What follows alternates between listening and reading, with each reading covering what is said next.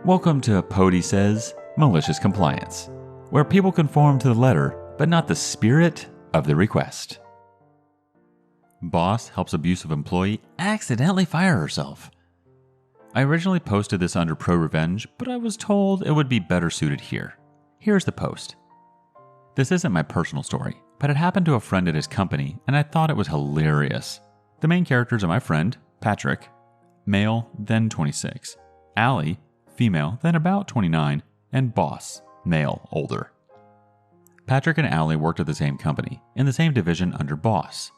Allie was abusive to all the employees in the division, but especially to Patrick, because he was the newcomer and he was talented and he didn't suck up to her.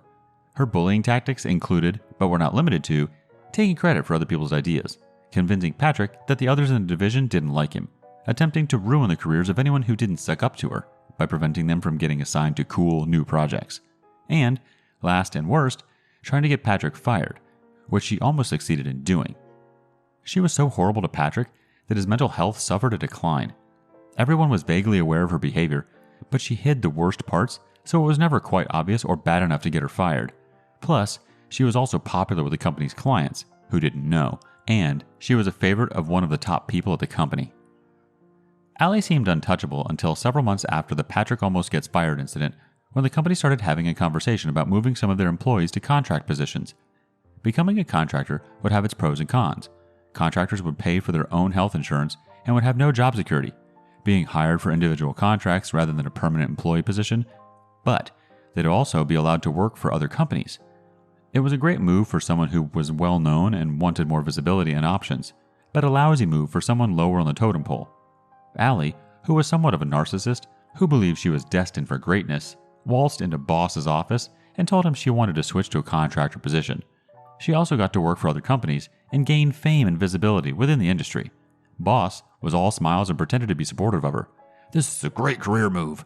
Think of all the options you'll have." As soon as the paperwork was signed, he never hired her for a single contract, and her future with the company, the best one in the city for this particular industry, was ruined. Allie eventually found employment elsewhere, but it wasn't as good as the position she'd left. Patrick found out the second part of the story years later. He was under the impression, because of what Allie had said and how people avoided him because they knew Allie didn't like him, that no one was on his side and that his coworkers and Boss had actually liked her. They hadn't. Turns out, Boss felt his hands were tied because she was a favorite of one of the top people at the company.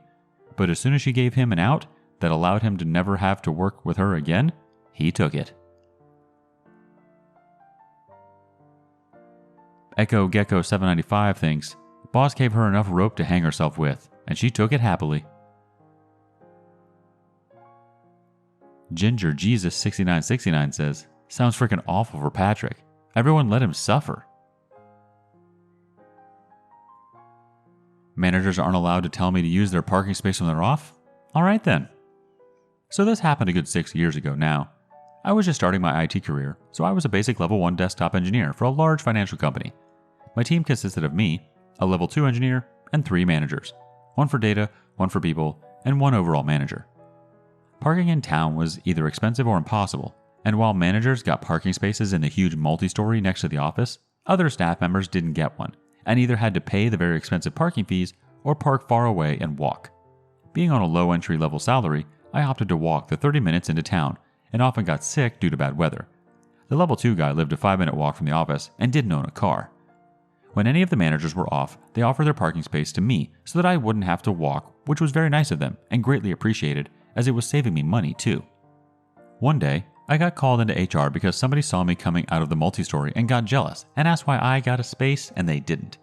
This HR manager was incredibly condescending and talked to me like I was a literal child with lines like, "Back when I was your age, I thought the world owed me everything too." Which was absolutely not my attitude, but sure, go off on one like you know me. She said it wasn't fair on the level 2 guy because he might want the space too. She wouldn't listen when I said he didn't drive, and even said to me he didn't want it after I asked if he was okay with me using the space. At the end of the day, I went into the management office and we were chatting about the day as we usually did, and I told them about the HR meeting and said they weren't allowed to let me use their space anymore. The data manager then had a genius MC suggestion. She was a very selfless soul who sacrificed much of her time to help other people, and this situation rubbed her the wrong way. and she wanted to do something out of spite. She said that whenever any of them were on holiday, they'd just tell me that their parking space will be empty for the duration, not specifically that I can use it, which is what we were told not to do from HR. So, the next time they were on holiday, I parked in their space, and after a few days, somebody else got jealous and tattled to HR again. I was dragged into a meeting and asked why I was still using their space. I said that I just took a chance on an empty space I found in the multi-story. They were rented, not pay and display. She went and asked the data manager when she was back in if she said I could use his space, to which she said, "No, I just said goodbye before I went on holiday for 2 weeks." HR then told her I was in her space in her absence and asked her if she wanted to raise a complaint against me. She said, "No thanks, I wasn't using it anyway." Their hands were tied, and there was nothing they could do to prevent me from using the spaces, as they were allocated privately to the individuals for use even outside of office hours and only reclaimed when they leave. Edit. Alright, this blew up a lot more than I'd expected, so I'm going to address a few of the common questions and comments. Not in the US, so I couldn't claim back parking as business expenses against taxes. A lot of people talking about not being able to get sick from bad weather. Really? That's the part you focus on?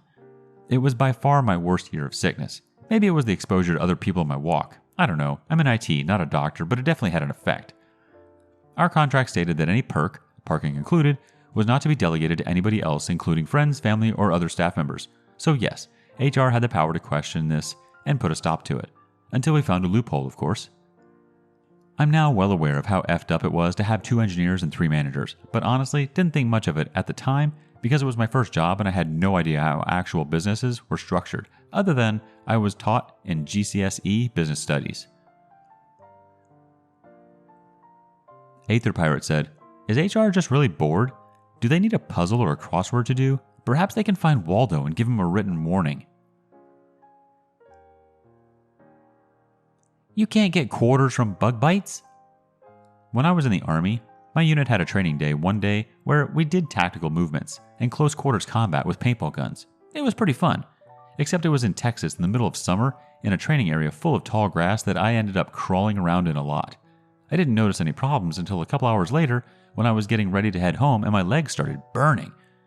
I pulled my boots off and rolled my pants up, and my feet and legs up to my mid-thigh were swollen and covered in hundreds of angry red welts.